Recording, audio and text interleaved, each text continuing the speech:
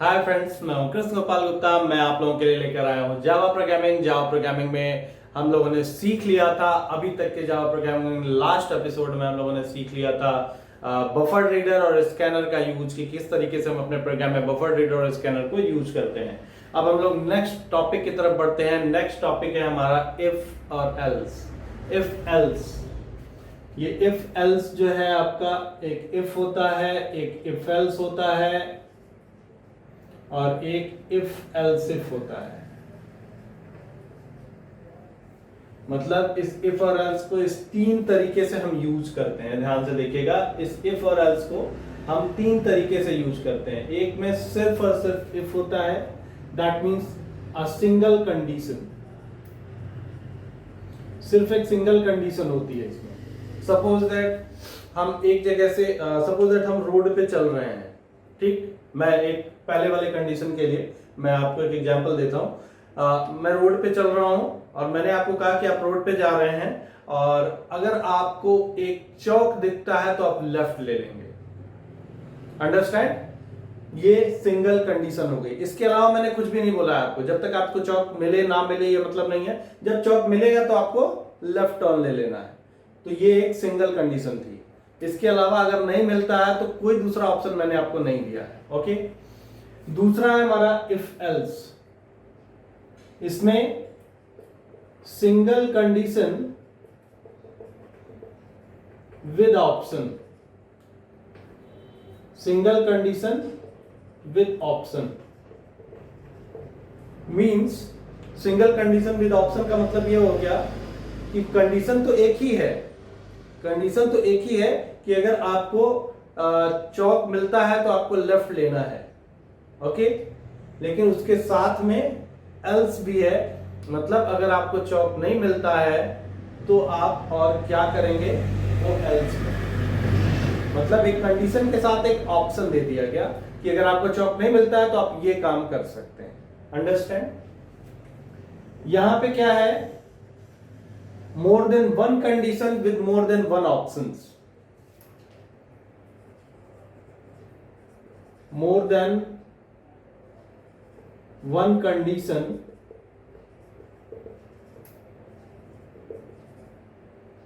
with more than one option।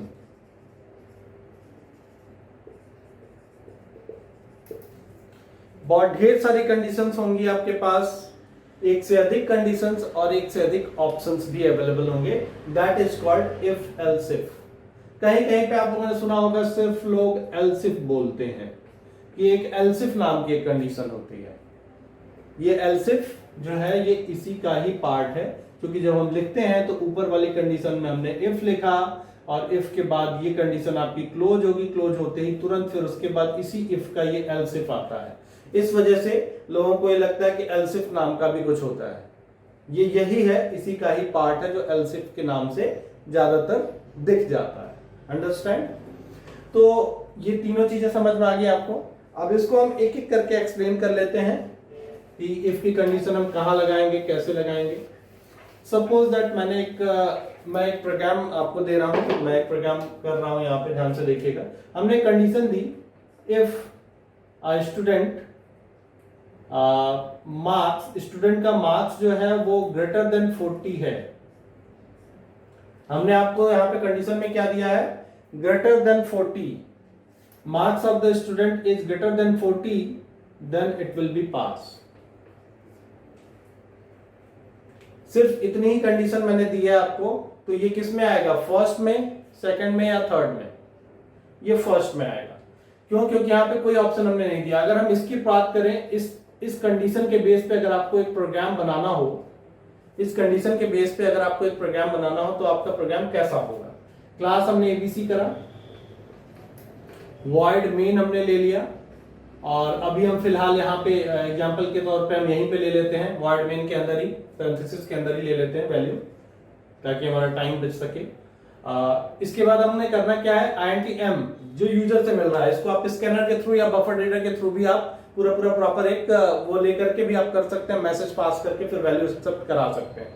तो ये आप कराएंगे, लेकिन फिलहाल हम लोग यहाँ पे अभी टाइम बचाने के लिए हम लोग इसको यूज कर रहे हैं। INTM हमने लिया, अब यहाँ पे जैसे वैल्यू इस m में आएगी तो हम उसको वैल्यू को हमको क्या करना है, चेक करना है कंडीशन से।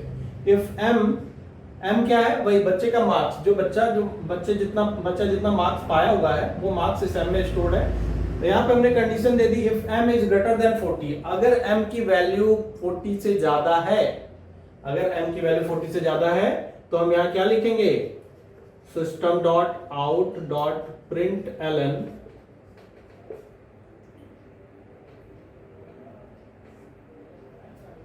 अगर इसकी वैल्यू 40 से ज्यादा है तो हम यहां लिखेंगे, सॉरी हाँ, पास। हमने ये प्रोग्राम कंप्लीट कर लिया। ध्यान से देखिएगा, क्लास हमने बनाया, मेन बनाया, मेन के अंदर हमने एक ये दिया है मार्क्स के लिए, और मार्क्स में value marks is greater than 40, अगर ऐसा है तो system dot out dot println pass. Understand, clear है? तो ये जो दिख रहा है आपको, ये पास वाला पार्ट है।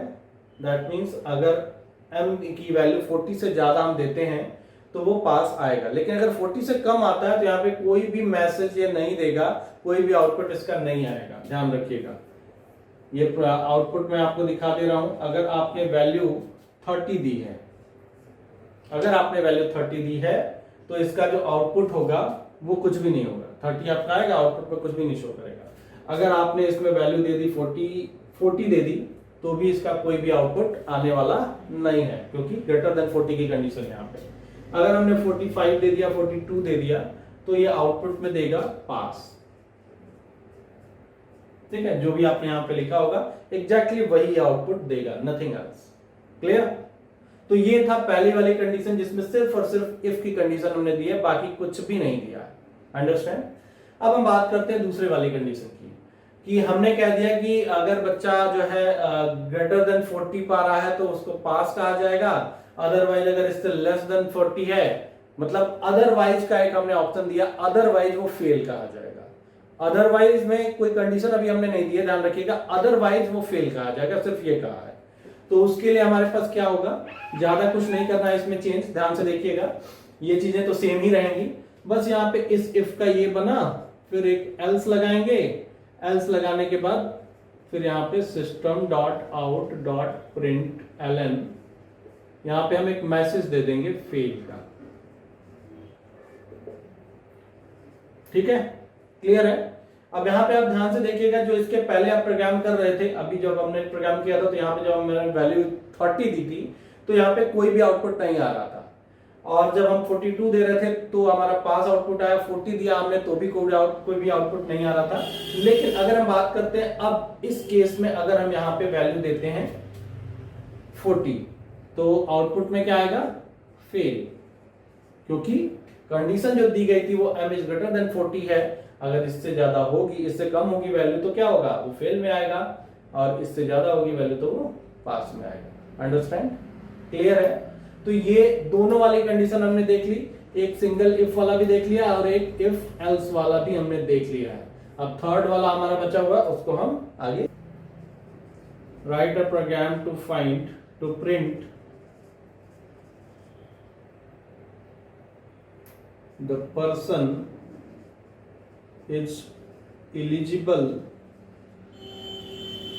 for vote or not।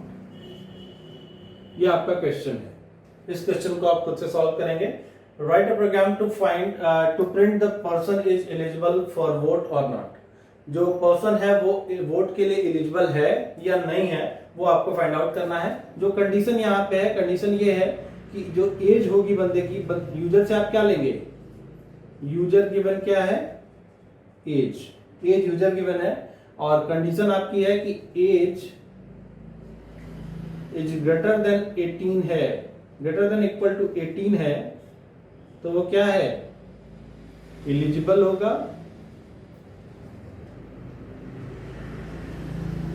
Otherwise not eligible. ये मैसेज आपको प्रिंट कराना है इस प्रोग्राम के अंदर। तो ये प्रोग्राम आप खुद से करेंगे। ओके, ये कंप्लीट करके आप मुझे शो करा देंगे, दैट मींस आप फोटो खींच करके मुझे व्हाट्सएप करेंगे। ओके। इरेज कर रहा हूं मैं यहाँ पे। अब हम चलते हैं इसके नेक्स्ट प्रोग्राम पे, इफ एल्स के। इफ एल्स के कॉन्सेप्ट में हम इसके नेक्स्ट प्रोग्राम पे चलते हैं। नेक्स्ट प्रोग्राम में हम देखते हैं यहाँ पे मार्क्स को ही लेकर के हम एक और प्रोग्राम करते हैं। जो हमारी कंडीशन है वो कंडीशन क्या है कि जो मार्क्स है बच्चे का, मैं यहाँ पे पहले क्वेश्चन लिख रहा हूं, ध्यान से देखिएगा। मार्क्स और यहां पे हमने दे दिया grade. Marks is greater than less than 40 अगर है तो बच्चे का जो ग्रेड है वो डी ग्रेड है, एफ ग्रेड है, मीन्स फेल है वो। और बच्चे का मार्क्स अगर 40 to 60 के बीच में है, 40 to 50 के बीच में है तो उसका ग्रेड डी है। और अगर 50 to, इसको हम 40 to 50 हो गया, इसको हम 51 कर लेते हैं। 41 to 70 है तो इसको हम ग्रेड देते हैं सी। 71 to 90 है तो हम इसको ग्रेड देते हैं बी। फिर 90 to 100 है, 91 to 100 है तो इसको हम ग्रेड देते हैं ए। ये है आपका क्वेश्चन। अब इस क्वेश्चन को आप किस तरीके से सॉल्व करेंगे ये आपको देखना है। अंडरस्टैंड? तो ध्यान से देखिए, यहाँ पे हमने यहाँ पे क्वेश्चन दिया है मार्क्स इज लेस देन 40 तो एफ प्रिंट करेगा, एफ ग्रेड। और 40 to 50 के बीच में है तो डी ग्रेड प्रिंट करेगा। और इसी तरीके से जो मैंने पूरा यहाँ पे दिया हुआ है इसके अकॉर्डिंग ये ग्रेड प्रिंट करेगा। तो हम इस प्रोग्राम को देख लेते हैं। सबसे पहले हम ऊपर एक क्लास बनाएंगे, क्लास मार्क्स या ग्रेड नाम से एक क्लास बना लीजिए। ठीक है, ग्रेड नाम से हमने क्लास बना ली है। क्लास बनाने के बाद हमको क्या करना है, वॉइड मेन हम लेंगे। वॉइड मेन के अंदर हम लेंगे मेन के पैरेंथेसिस में मार्क्स, क्योंकि ये जो मार्क्स हमारी वैल्यू मिल रही है उसको हम फिलहाल यहाँ पे ले रहे हैं, लेकिन आपको यहाँ नहीं लेना है। आपको स्कैनर के थ्रू ये प्रोग्राम करना है, प्रॉपर मैसेज पास करके। हमारा टाइम यहाँ पर बचे इसलिए मैंने यहाँ ले लिया है। ठीक है, लेकिन आप इसको स्कैनर से करेंगे। ओके, एंड देन आफ्टर यहाँ पे क्या होगा, मार्क्स हमको मिलेगा। इस मार्क्स में जो वैल्यू है वो पहली कंडीशन में जाएगी। तो हमारे यहाँ पे कंडीशन जो सबसे पहली लगेगी वो क्या है, if marks is less then 40। Marks is less then अगर 40 है तो मैं यहाँ पे SOPLN लिख रहा हूँ, लेकिन आपको क्या लिखना है, system.out.println लिखना है। तो यहाँ पे आएगा ग्रेड एफ ग्रेड में वैल्यू हमको मिल रही है। अंडरस्टैंड? फिर एल्स में हम आएंगे, फिर दूसरा इफ लगेगा। यहाँ पे ध्यान दीजिएगा हम क्या लगा रहे हैं और कैसे लगा रहे हैं। फिर से हम marks is greater than equal to 40, क्योंकि इक्वल टू यहाँ पे भी नहीं है तो हमको यहाँ पे लेना होगा। Okay, and marks is less than 50, less than equal to 50। और यहाँ पे डबल ब्रैकेट लगेगा, क्योंकि एक ब्रैकेट इसके लिए और एक ब्रैकेट इन दोनों के होल के लिए, क्योंकि इनके बीच में एंड की कंडीशन लगी हुई है। जब भी हमें ऐसे दो वाली कंडीशन लगानी होती है तो उस तरीके उसका लिखने का जो सिंटैक्स होता है वही होता है, इस तरीके से हम उसको लिखते हैं। इसमें फिर आप SOPLN लेंगे। कौन सा ग्रेड आएगा आपका, ग्रेड डी। ठीक है, एंड देन आफ्टर एल्स आएगा, फिर से इफ आएगा। फिर हम यहाँ पे लेंगे marks is greater than 50 and marks is less than equal to 70, double bracket. Understand? और फिर यहाँ पे SOPLN क्या आएगा आपका, grade C. Understand? Then after फिर एल्स आएगा, फिर उसके बाद इफ लगेगा और फिर यहाँ पे हम मार्क्स को कंपैरिजन करेंगे। Marks is greater than 70 and marks is less than equal to 90, double bracket. और यहाँ पे double bracket. Understand? And then after SOPLN में आप लिखेंगे ग्रेड बी। अंडरस्टैंड? फिर से एल्स आएगा, फिर इफ आएगा, next condition and last condition, marks is greater than 90 and marks is less than equal to 100। अगर ऐसा आता है तो SOPLN आप लिखेंगे ग्रेड ए। अंडरस्टैंड? ये मैंने मेन क्लोज किया और ये आपका मैंने क्लास क्लोज कर लिया। ये आपका पूरा पूरा कंप्लीट प्रोग्राम इसका हो गया। ठीक है, क्लियर है? इसका आउटपुट आप इसी के अकॉर्डिंग देखेंगे। One thing more is that here, यहाँ पे आप देख रहे हैं 40 to 50 हमने लिया था, तो 40 को हमने इसमें ले लिया इक्वल टू करके और 50 को भी इक्वल टू करके ले लिया। सेम वही चीज यहाँ पे देखिए 51 to 70 हमने लिया है, मतलब यहाँ पे 51 का केस है, तो हमने यहाँ पे ग्रेटर देन 50 लिया है, तो ग्रेटर देन 50 भी हम ले सकते थे। अदरवाइज अगर आप चाहें तो ग्रेटर देन इक्वल टू 51 भी लिख सकते हैं, ये आपकी मर्जी है। अंडरस्टैंड? क्लियर है? ये पूरा प्रोग्राम आप लिख लेंगे और अगर कोई कंफ्यूजन होगा तो आप पूछ सकते हैं। Okay, thank you.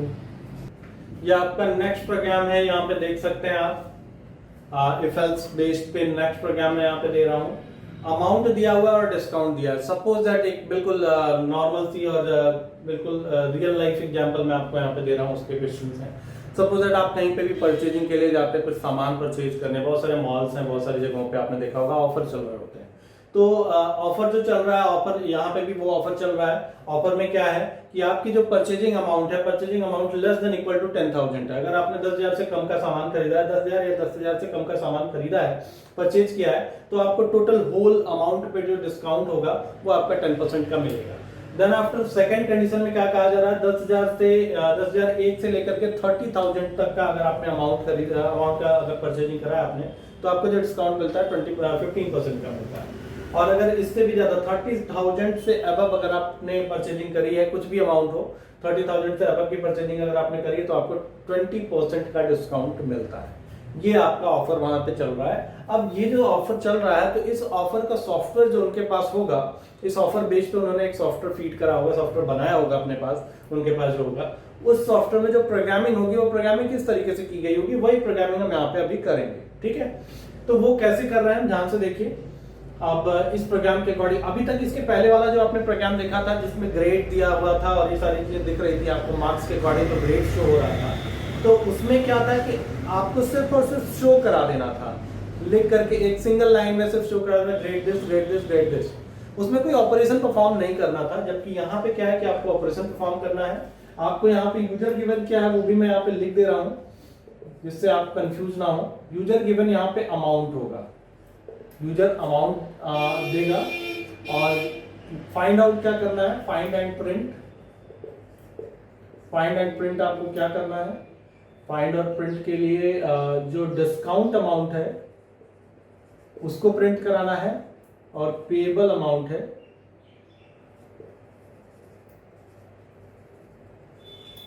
Payable amount after discount. Discount के बाद जो अमाउंट बचता है उस अमाउंट को हमें प्रिंट कराना है।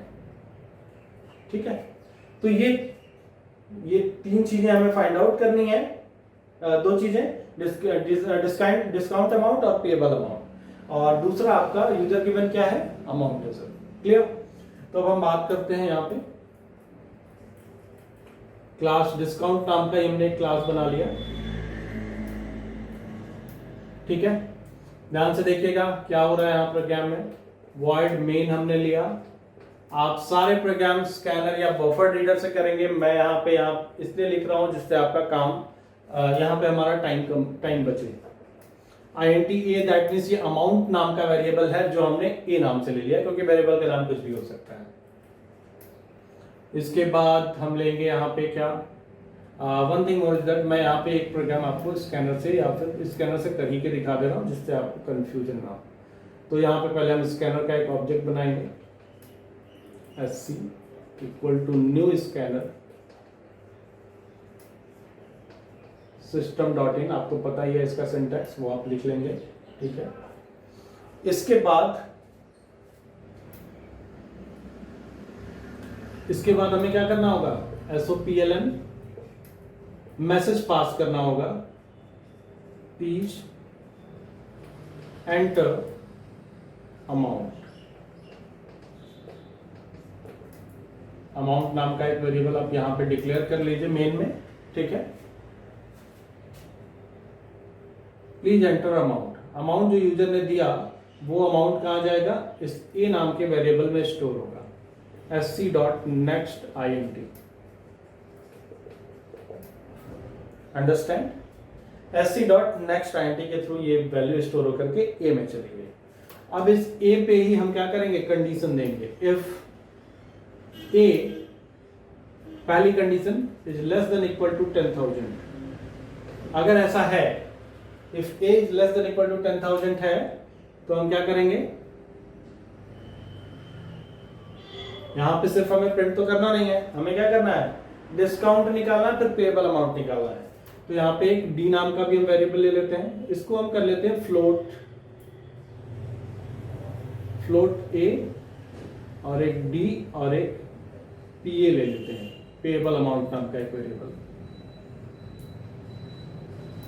तीन वेरिएबल, एक अमाउंट, दूसरा डिस्काउंट और तीसरा पेएबल अमाउंट, तीन हमने वेरिएबल डिक्लेयर कर लिया होगा। A equal to less than equal to 10,000 हमने लिखा, तो लेस देन इक्वल टू 10,000 लिखा, तो हमें पहले डिस्काउंट निकालना होगा। डी इक्वल टू, इसका 10% डिस्काउंट होगा, तो amount multiplied by 10 divide by 100। ये इसका फॉर्मूला होता है डिस्काउंट का, आपको अच्छी तरह से पता है। D means discount equal to A, that means amount multiplied by 10% divide by 100। तो जो वैल्यू आएगी वो किस में स्टोर हो जाएगी, D में। तो यहाँ पे हमको क्या करना है, SOPLN प्रिंट कराना है, मैसेज के साथ प्रॉपर हम प्रिंट कराएंगे डिस्काउंट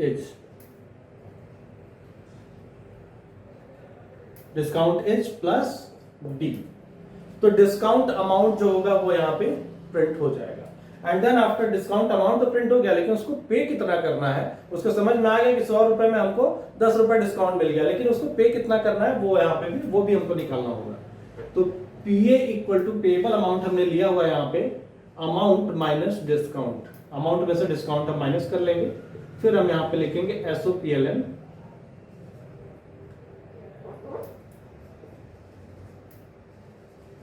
पेएबल अमाउंट इज, फिर हमने यहां पे प्रॉपर मैसेज पास किया और यहां पे पीए लिख दिया।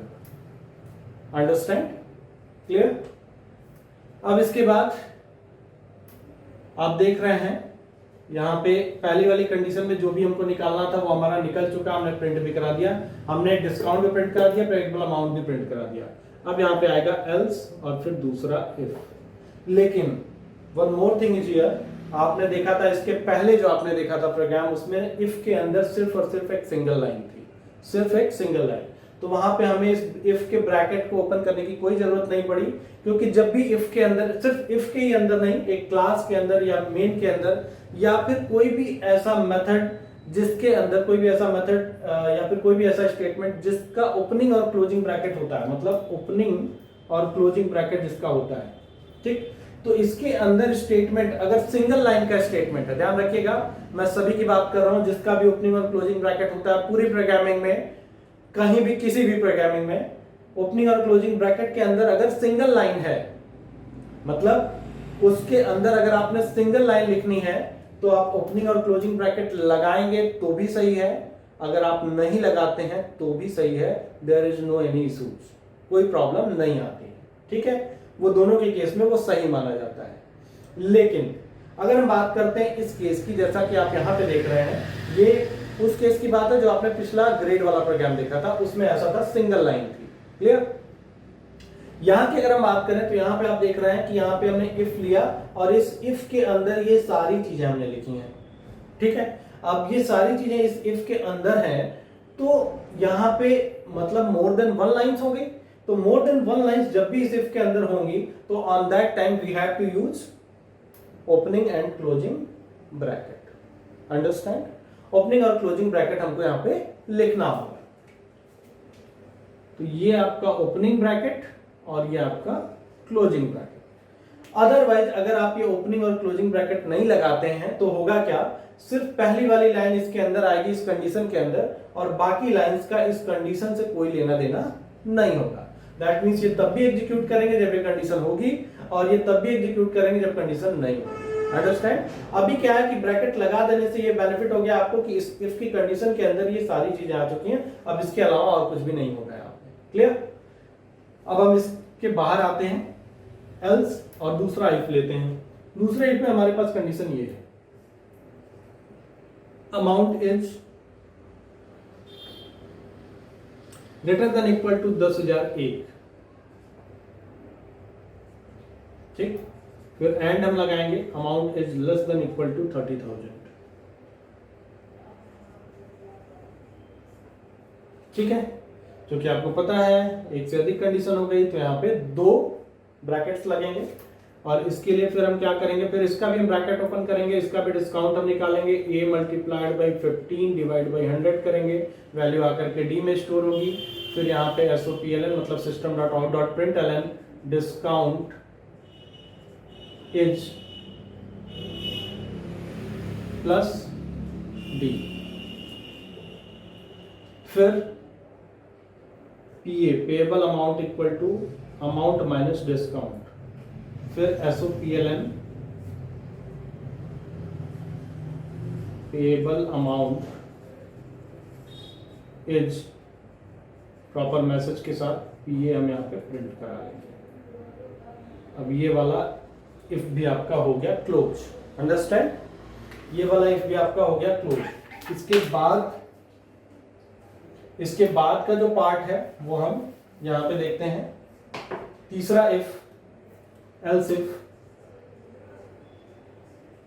अब ये वाली कंडीशन हमारे पास बची है, amount is greater than equal to, हम यहां नहीं लगाएंगे क्योंकि इक्वल टू हमने यहाँ पे लगा लिया, और यहाँ पे भी एबव लिखा हुआ है सिर्फ।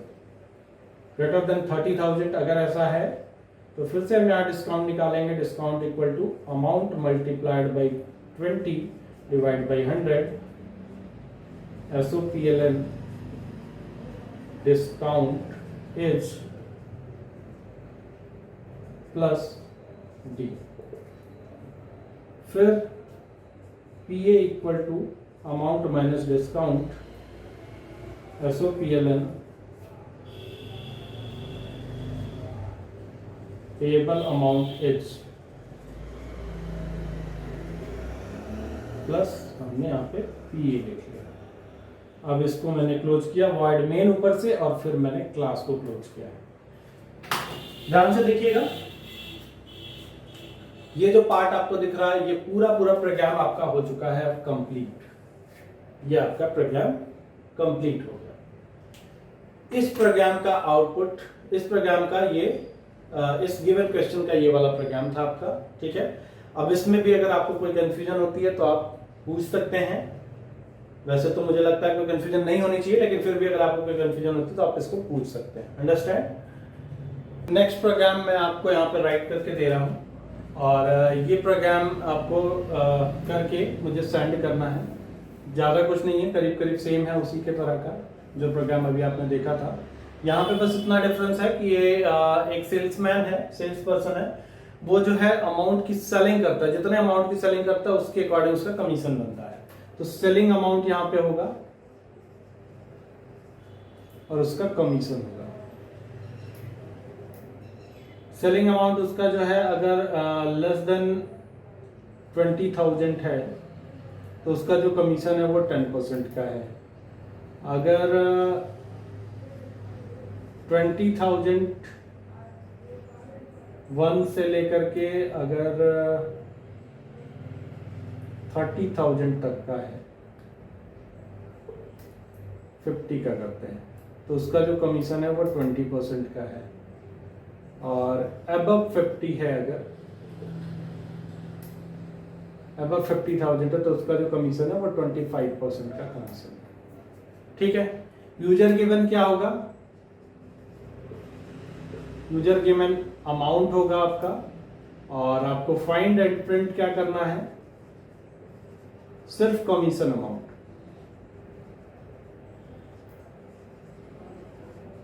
ठीक है, एक अमाउंट नाम से वेरिएबल लेंगे, एक कमीशन अमाउंट से वेरिएबल लेंगे, और इसको आप कंप्लीट करके मुझे कॉपी पे फोटो खींच के सेंड कर देंगे। Okay, thank you.